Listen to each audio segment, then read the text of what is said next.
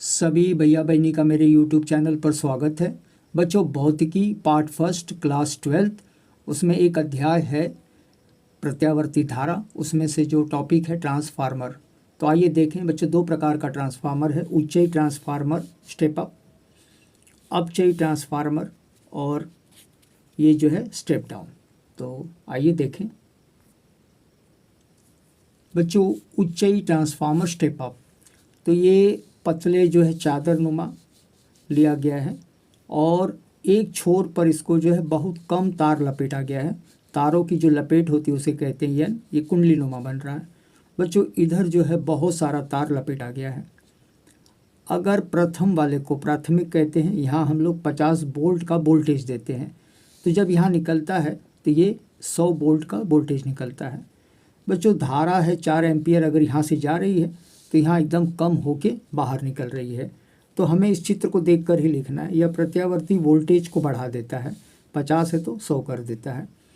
द्वितीय कुंडली पर फेरों की संख्या प्राथमिक कुंडली से अधिक, पहले वाले पर कम होता है, दूसरे वाले पर ज़्यादा होता है।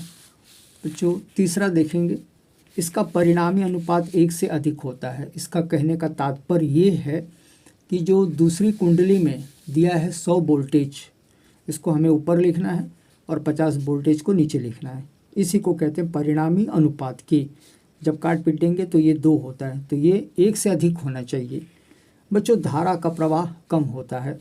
तो जब 4 एम्पियर धारा दी जाती है तो यहाँ से निकलता है 0.8, यानी बहुत ही कम निकलता है। उपयोग कहाँ करते हैं बच्चों? वेल्डिंग में। तो वेल्डिंग में वोल्टेज अधिक होना चाहिए, धारा कम।